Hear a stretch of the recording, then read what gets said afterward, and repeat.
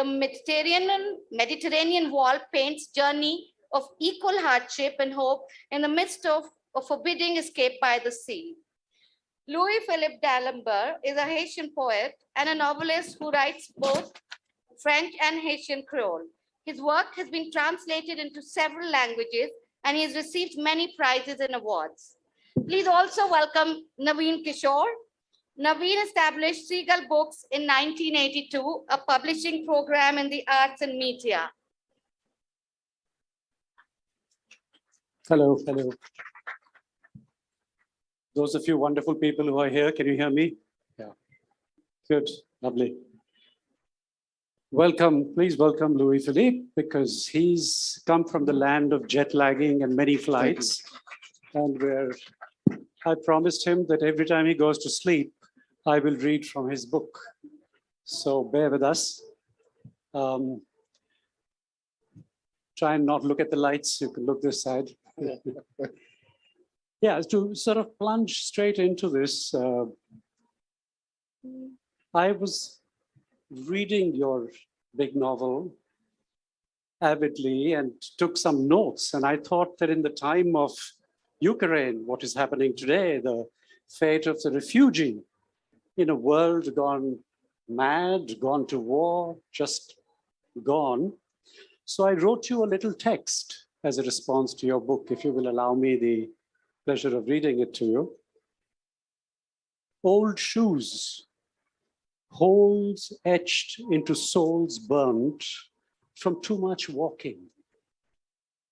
A landscape tarred with the stale intimacies of aging breath and a bundle of photographs from a lost homeland.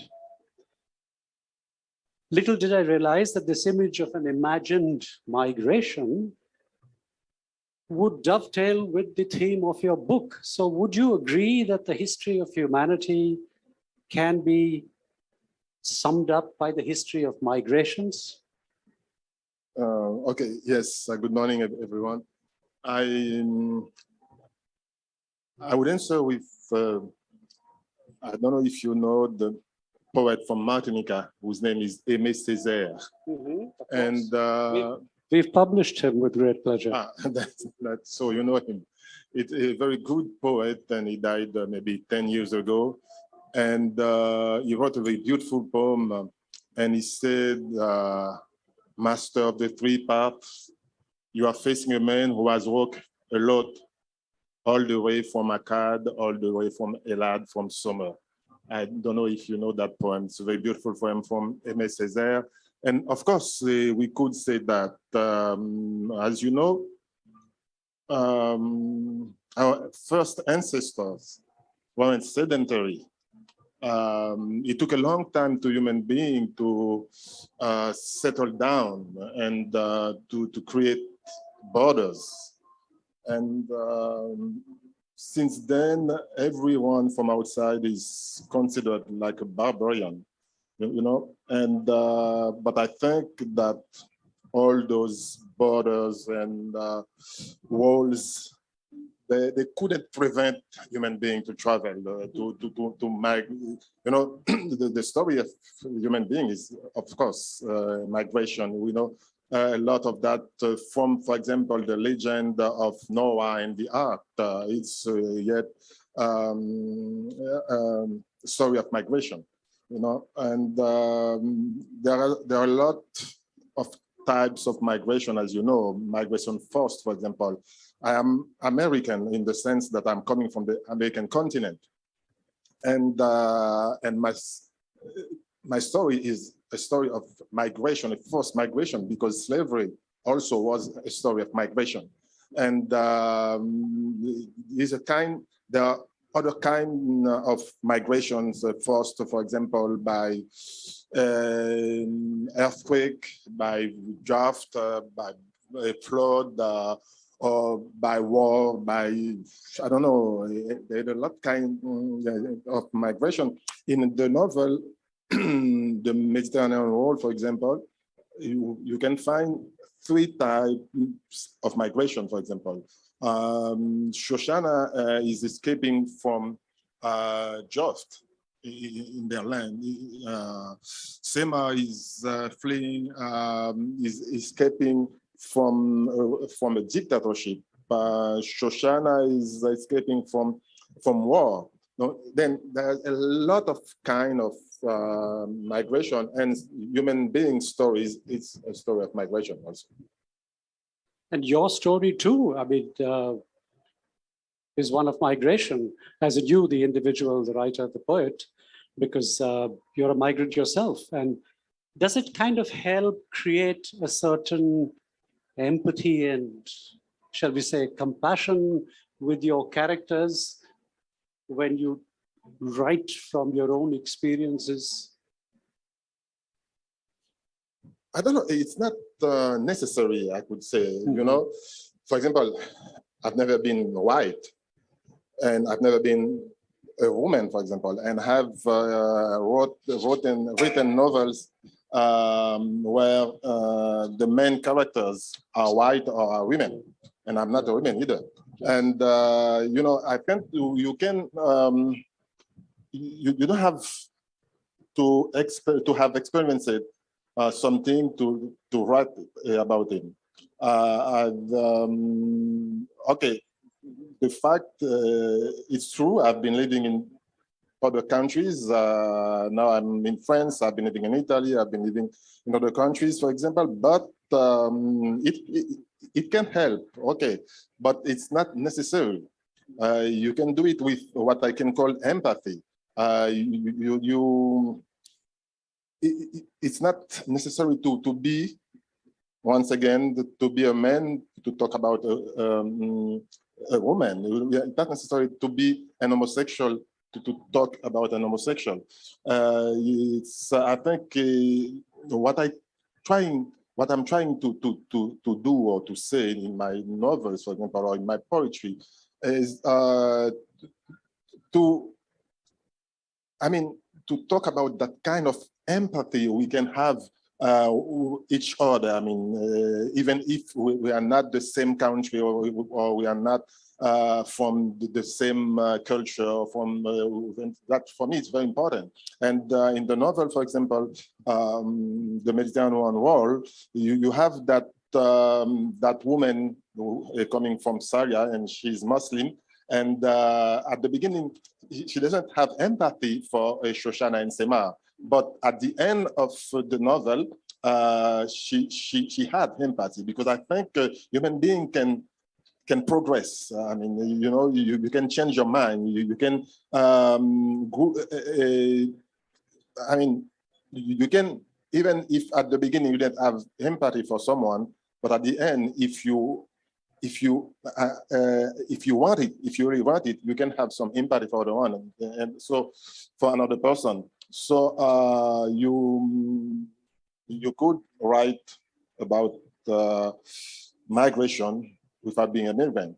Okay, I've been a migrant. I've been living in other countries, but I've never traveled in such a condition. For example, in such hard conditions. In the novel, those women travel across the Mediterranean after a lot of violence, physical violence, sexual violence, and finally they did it. But the price they had to pay was very, very high, and I never traveled in those conditions. Thank you. It also struck me while reading the novel that the task that you have set yourself, both as a migrant and as a writer, and with these three strong women characters, especially in today's world where everybody is having to pack their bags again and leave home, right? In search of something, either a war or some atrocity and so on and so forth. So I have two things that are sort of related. One is the act of the writer, in your case, more specifically, Louis-Philippe, who bears witness to these events, right? So it'd be interesting if you feel you want to talk about that, and also link it to something you're asked often: what is your idea of home? I mean, the question about home.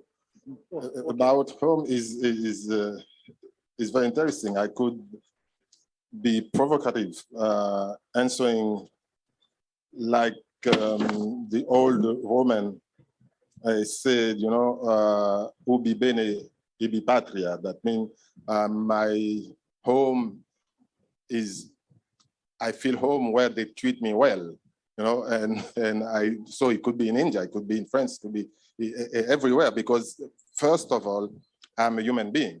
And I want, that's my engagement. I would like to feel free everywhere. And okay, home, it's also, as you know, linked with a lot of other things. For example, the sense of belonging, or the sense of identity.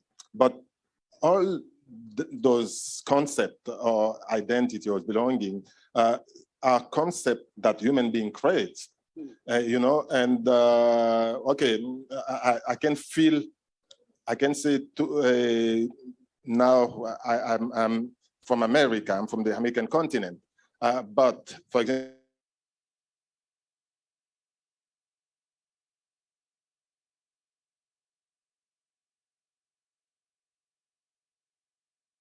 and people are going to ask me, you are from the United States? No, I said, no, I'm not from the United States. I'm from the continent, the American continent. I suppose to explain, you know, so it's when I'm traveling, for example, I can say, okay, I'm from America, I'm from the Caribbean. The Caribbean is small. I'm from Haiti, it's smaller. And it's so difficult to explain all those things to the people. But okay, I really feel American. As I said often, I realized that I was American when I first came to Europe. Because people normally ask you, I mean, where are you from? But it was very amazing for me with languages, for example, because I used to hear Cuban or Dominican Spanish. I used to hear North American English. I used to hear Brazilian, I mean, Portuguese from Brazil. And once I was in Europe, saying, for example, or hearing the English talking, was shocked, really shocked. I mean, it's not English. For me, it wasn't English, because I realized that now, at the period, that I was very, very American, because, okay, but after that, I've been living a lot in Europe, in France and in Italy. And I mean, in a certain way, I also feel Italian and French, because when I'm far from Italy or from France, I miss them. I miss some I don't know, some cultural reflexes or some gastronomic things, or things like that.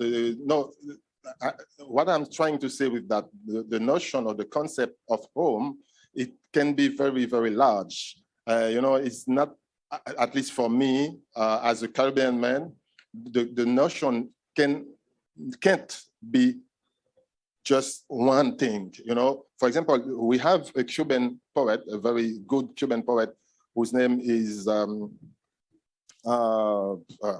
very tired, sorry, I'm going to find the name. And he wrote a very good poem, Ballad of the Two Grandfathers, Nicolas Guillen. His name is Nicolas Guillen. And Nicolas Guillen wrote Ballad of the Two Grandfathers. And as a Cuban, he had a white grandfather and a black grandfather. And what was his identity? It was white or black. And he couldn't kill the white grandfather anyway. And as the Caribbean people, we are from a large part of the world. We are from Europe, we are from Africa, for sure, but we did have native people, and the native in the Caribbean left a lot of things, you know, in terms of culture, for example. We can have, when we have Carnival in February every year, we do have representation of those Caribbean men, what they left in our culture, or they left in our houses, for example. There is a lot of things, and we do have a small part of people coming from India, in Martinique and Guadeloupe, for example, in 1848 or 1850, for example. This is a mixture of culture we do have. So home can be everywhere for us. And identity is not just something monolithic. You know, it's is a lot of pieces from everywhere. Yes, it just struck me listening to you that this two things. One, of course, was this fact that I was seeing it through my personal lens, right? Where I haven't actually been through a migratory experience except inherited memories of my parents who came from undivided, you know, what has now become Pakistan. They were born in Lahore and they migrated and settled here and so on and so forth. So you have an inner landscape of a different home being left for starting life, but they never talked about it. They never sounded depressed about it. They just didn't communicate. But in terms of my notion of home, it's always something I've carried in my head. So it's like, you know, when we get visitors, particularly from, say, America, not so much from Europe, interestingly. They come to India and they get culture shock. For some strange reason, most of us from India do not get culture shock in other countries, perhaps because of our sense of a humor, literatures that we read from so many different countries and borders, and, you know, and the fact that even within our country, we are constantly migrating from one language to the other. A dinner table conversation would be with you as a father in a particular language. With a mother, you switch to something. With a grandmother, you. So it's an interesting, I'm just saying this as a kind of comment, as it were. But let me bring you back home to your book. Three women, as you said. Shoshana, who's a Nigerian Jew. Semhar, an Eritrean soldier. Dima, wife and mother from Syria, bound by chance and also by a kind of common fear and abuse and a sense of loss, obviously. So I had some questions.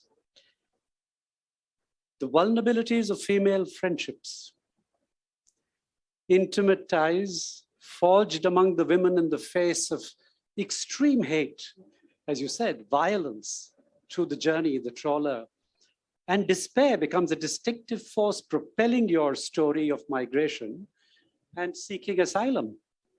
How do you see this as the writer, this sort of simultaneous unfolding in these three lives coming together? Yes. Okay. I mean, when we have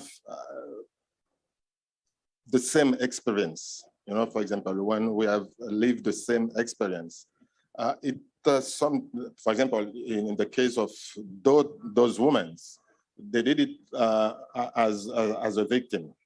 And that kind of experience can help them to be closer, you know? Sure. But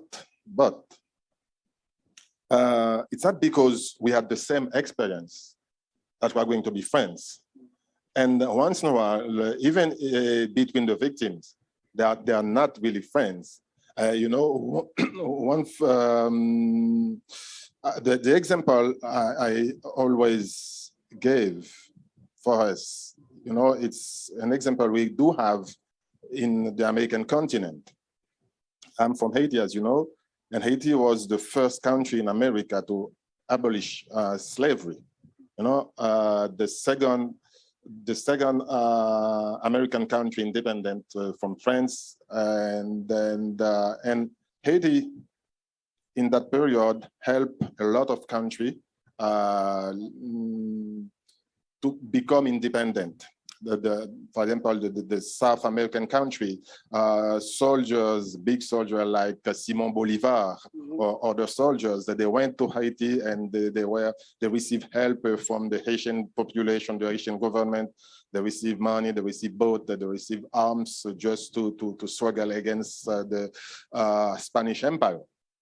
You know, and that means there is a very important link between the Haitian population with the Haitian history with other American countries.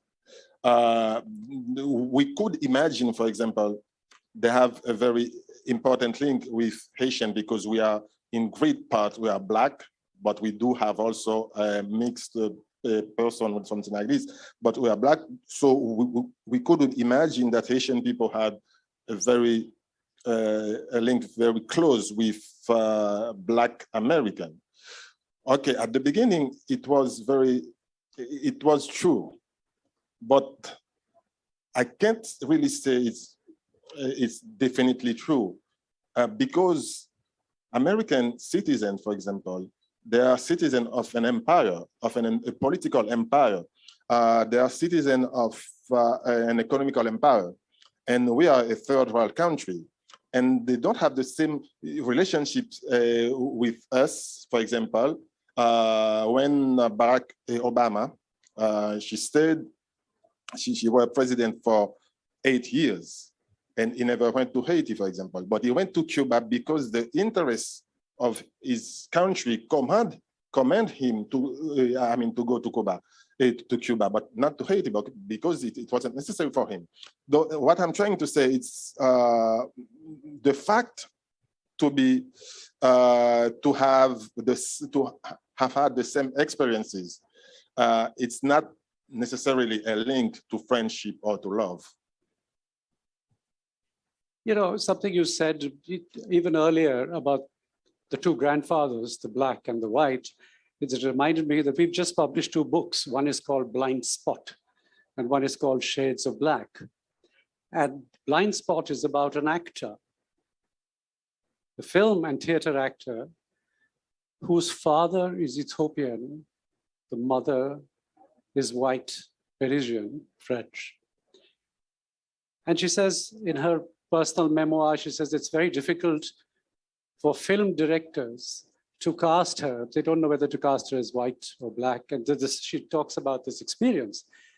And in Shades of Black, Nathalie Itoke is talking about something you've said, which is, it's almost as if there are hierarchies within the Shades of Black. You could be an Afro-American, and you could be looking for a teaching assignment in a university. You would have a place in the hierarchy. A Cameroonian or an Ethiopian would have a different hierarchy. You know, and this is something we're familiar with in our own caste and class thing within this country. So it was just a comment.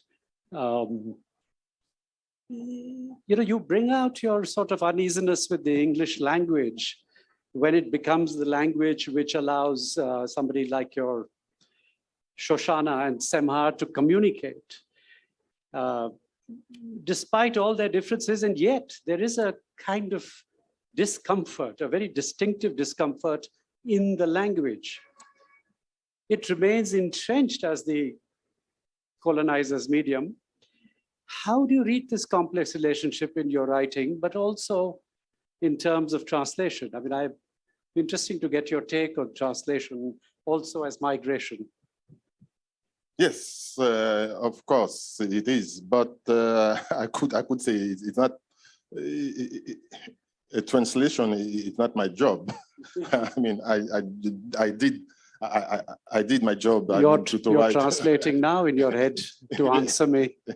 And I wrote the novel, but for sure, the concept of language is very important to me, for example, because I grew up in 2 languages. I grew up in 2 languages, one dominated and one dominant. We in Haiti, and not only in Haiti, but in Martinique, in Guadeloupe, we do have a Creole language. The Haitian Creole is a mixture from Old French from African languages, from English, Spanish, even native vocabulary, for example. So it's like we call, if we can talk about music and dance, a salsa. I mean, so it's a mix of a lot of things. And so when you grew up in two languages, for example, and you have been taught at the beginning in French, and even if 100% of the population speaks French, but not 100% speak, 100% speak Creole, but not 100% speaks French. So you have a dominant language that was French. Though, as a writer, can you deal with that? You know, you can have a Caribbean or a Creole imagination, but you're supposed to write in English, in French. But are you going to translate that Creole imagination into French? And or for example, when I've been living a lot in Italy, or I speak also Spanish, and once, for example, I'm working, and if I am living in that country, or if the story I'm telling, the story, for example, it's passed in I don't know, in Cuba, for example, or in Italy, there's a lot of words that come to me, but in that language. For example, I wrote a novel, Ballade d'un amour inachevé, and it is a story about a mixed a marriage in the part of Italy. This is Abruzzo. It is in the center of Italy, that like a very high mountains. So when I wrote that novel, I was thinking a lot in Italian, and I had a lot of problem because the words were coming in Italian. I didn't know how to put it in French. So I had to do a kind of translation, you know, because that word were coming in Italian. Those words, sorry, were coming in Italian. And even if, for example, I'm telling a story in Haiti, there is a lot of words coming in Creole. So how to translate that? Now, because I write also in Creole, when I write in Creole, there is a lot of words, a lot of vocabulary coming in French, because I used to write mostly in French. There is a kind of translation that you're supposed to do to reach, I mean, what I could come the original language. But there is another problem. Even if you speak only one language, even if you write in only one language, you're supposed as a writer to find your own language. I mean, the language that can translate, I say translate, your sensibility as a human being, your sensibility as a man or as a woman, that we are always translating when I mean, we are writing. It's not only a problem, for example, from French to English, or from English to... No, it's thought. Translating just your own thought is interesting in that sense. Can I just, on an impulse, if you remember it, it would be wonderful to hear something short in Creole, just as a poem, you know, just the sound of it, if you remember something. I always have that question, but it's so embarrassing. And because it's so embarrassing, because when you say something in that language, you are going to ask you, there's another question. How do you translate it? You know, it's not only one question, there are two questions. That's the problem. And I don't know how to say. I could say comment vous êtes. Comment vous êtes, that means how do you do? Is everything okay? That's all. If I can bring you a little bit to the time that we've all faced, the good old virus, the pandemic, and this is a result of our opening up to some degree. And, you know, I just think that this time has kind of, I made a little note when I was reading your book, and there was all sorts of news coming from all sorts of friends in Europe about these constant lockdowns and so on and so forth. And it struck me that the one answer that this strange, irrational time has thrown at us is that there is a lot of time in hand. However anxious it may be in its design, its structure, then again, it's okay not to have answers, I suppose, in this time of our, this vast fracturing, as I call it. This is how it is. I mean, there's so much control. Our political masters are making our lives almost unlivable and have used the pandemic to that effect. And I don't know how long this is going to be, and yet we are reasonable people. You and I, we reason and we think and we hope. So talk to me about hope or the lack of it. Can you repeat the question? I said, talk to me about a sense of hope in these Hope, difficult yes, times, or its opposite. Yes, I began to answer before when I say ubi bene ibi patria. I mean, I feel home where they treat me well. But for me, home is not really, and I'm not talking as an intellectual, it's something I really feel deep inside. It's not a place, I mean, it's not a physical place. It's time place. It's what I, in my first novel, God's pencil has no eraser. And I developed in that epilogue, I mean, the idea of land time. I'm really sure that we, all the human beings, we don't live in India, we don't live in France, we don't live in Haiti. We live in a lot of periods of our life. For example, even if we never travel for, after a certain time, maybe if you are 10 years old, you are not going to say that. If you are 15 years old, you are not going to say that. But I think maybe from 40 or 45, you begin to say, to reflect about time, about the time you lived before and the time you have to live.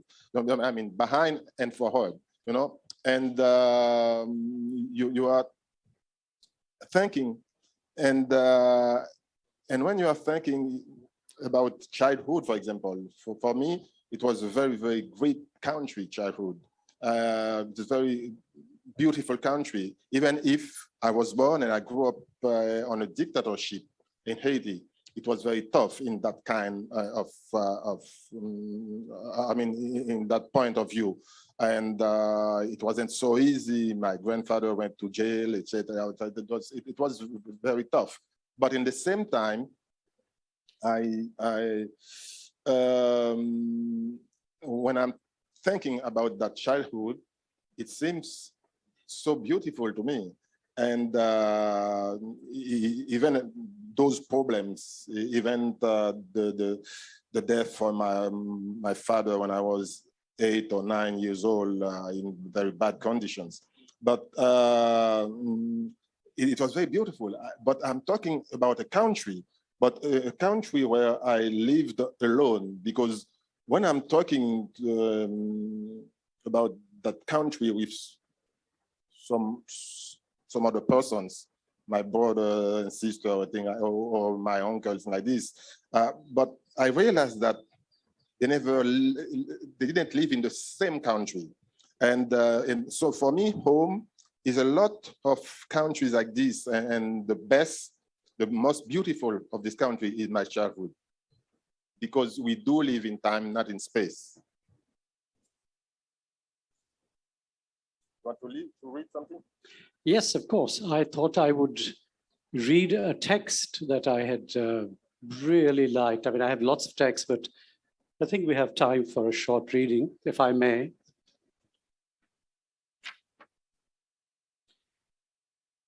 Shoshana hesitated an instant.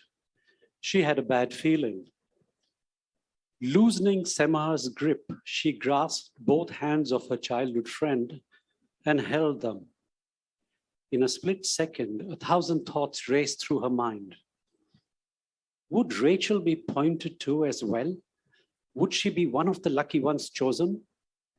If not, could she, Shoshana, leave her, abandon her in this warehouse where day and night her compassion and womanhood were ridiculed? She wasn't prepared for such a scenario. What would become of her friend? Would Ariel be part of the contingent? Her hesitation unleashed the coyote's wrath. He shouted, "Hey, you black girl, wanna move it along, yes or no? I don't give a damn. If you don't, there are plenty ready to take your place here, starting with your friend. And while you're at it, tell her to finish paying up so she can join you wherever you'll be." That was it. Her lifelong friend would not be leaving with them. Rachel was the first to pull out of the embrace, not wanting to make things worse. She stroked Shoshana's face before pushing her in the back after whispering her into her ear. "Go on, sister, go for it. It's the will of Hashem. Look ahead.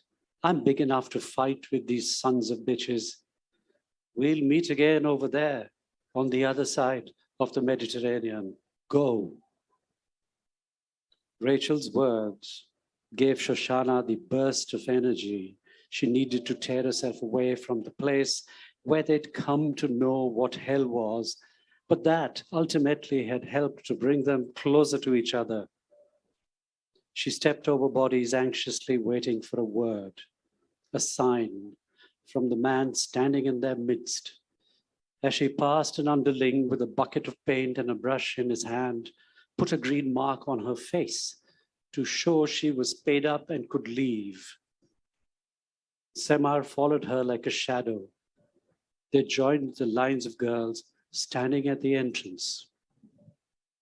Thank you, that was really lovely. Thank you for your reading. In conclusion, a small text I wrote at the end of reading which is on migration, if you will allow me, and then we will open up perhaps if there are any questions. Migration of thought and self from one state of being, of emotion, of presence to another, or many others, one feeding the other, often parasitically feeding off the other. As in, the more powerful emotion will win this tug of war, the weaker being drained of strength and left to decay. In a landscape of shifting ideologies and political leanings, in a setting that espouses the philosophy of both the commodity and the spectacle of the self.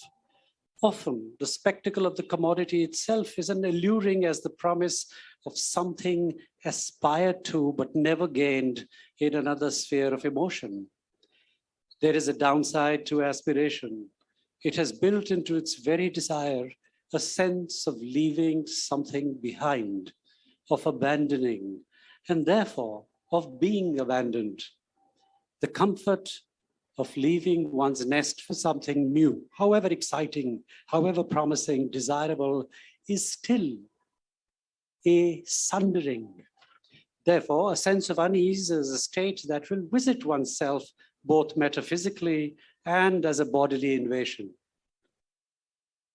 Imagine, therefore, being a refugee in your own mind. Thank you. I think we have time for any questions of the author, strictly of the author.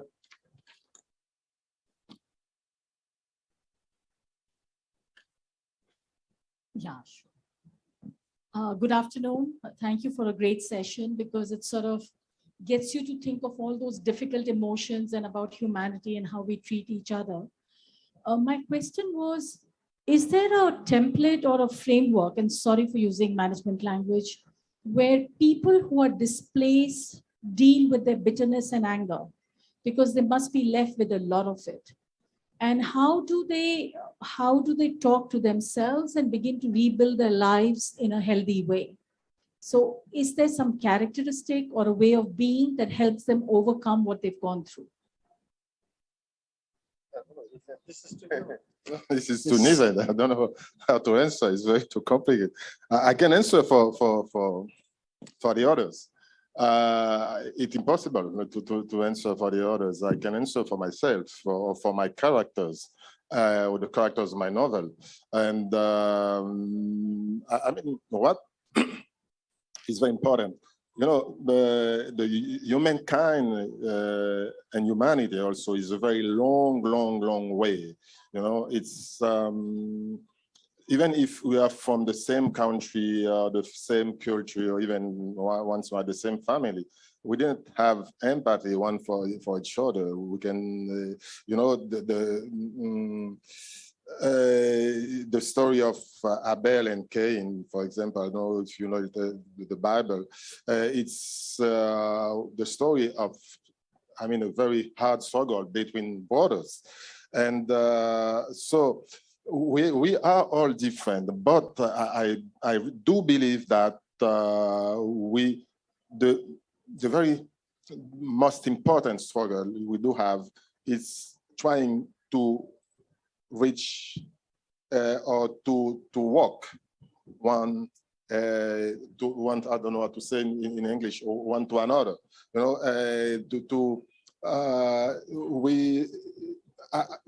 an example I always gave. I mean, when I first began to write, I've had a typewriter, very Remington.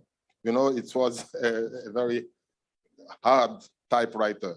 And after I had an electronic typewriter who had something like 4 pages memory, and then the computer with a very hard disk, and after we get CD-ROM and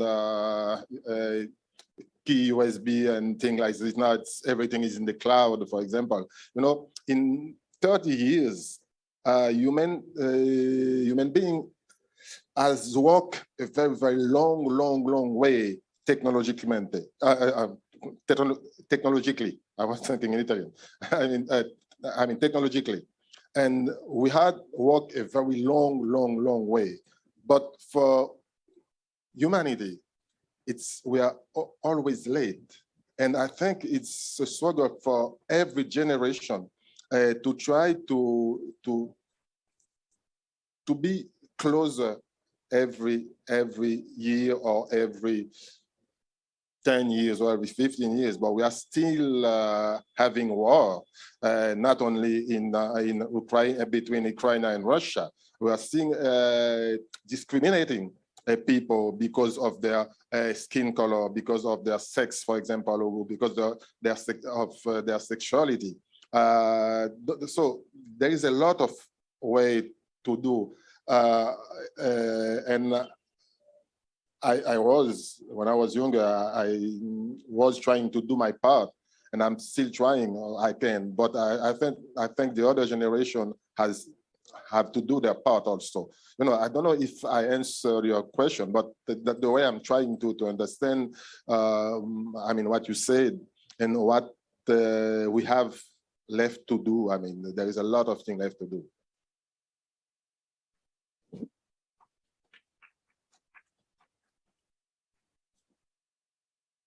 Thank you so much for this conversation. You had spoken earlier about the act of writing itself being an act of translation from your thoughts and sensibilities into words. In some ways, the act of reading also is an act of translating the author's words into the reader's own contexts and imaginations. I think my question then is, how do you as an author and poet navigate this lack of control as to how a reader will translate your work into their context? Thank you. Lovely. I mean, as a writer, I could say it's easy. It's easy because you have to read, I mean, so many times what you wrote before. It's the reason why after the book was published, for example, I don't read the book I wrote before, because I always feel changing things, because I'm not satisfied anymore, and it's always very hard with my publisher to give him a text, to give her a text, because she wants the text because I have a deal with her, for example, for April or for May. But at the end of April, I'm still writing, and he said, "Okay, we had a deal for April." I said, "Yes, for April," but now it's only 28 or 29. It's not 30 of April. So because I'm always correcting, always changing things. So it's the reason why when, for example, I know a language, the books, if I, for example, the Mediterranean World was translated into English, it was a very funny thing, because the book was translated into English, published in the United States first, and the translator used to live in the United States for years. It's an old woman living in the United States for years, but I think she's coming from Netherlands, something like this, but she's always now North American. But the American publisher accepted the text. There was absolutely no problem. But the England publisher want to change a lot of things in the book because it wasn't, I mean, it's English. I mean, there is I think an international English, but for the England publisher, there were a lot of problems because it didn't correspond to what he considers is a good English. And we are always translating, but for the reader is more complicated, you know, when you are a real translator. For example, the last week or 2 weeks ago, I finished the translation into French of an Italian writer. His name is Dino Buzzati. He's well known like novelist. The Desert de Tartare, I don't know if they say in English. And I was translating his poetry into French, and they sent to me the translation into Spanish also, if just to have a regard. And I wasn't agree with the Spanish translation, because I thought it's okay. No, it's not a good. I mean, in that verse, it's not a good translation, or that one is not a good translation. But the reason why, I mean, the real reason is we don't have the same sensibility as a human, as a person, as a human being, you know. And the problem is also the Spanish can be very close to Italian. And so the guy translates once in a while, directly from, like we say in French, word to word, the mot à mot, you know. And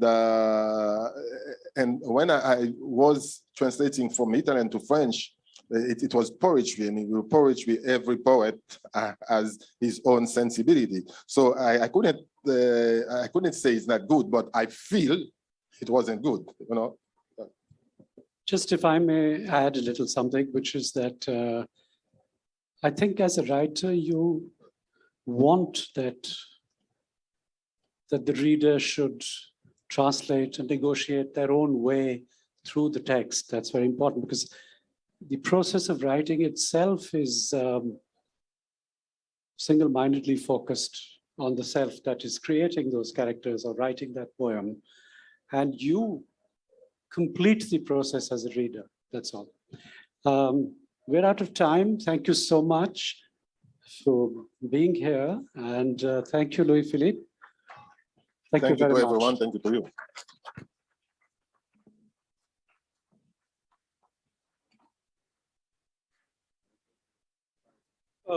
We'd like to thank Louis and Naveen for a very nuanced session on a very poignant work. We also take this opportunity to thank the Institut, français en Inde, French Embassy in India, for their support. And that really brings us to the end of this session, which we will by presenting a scarf to both our guests.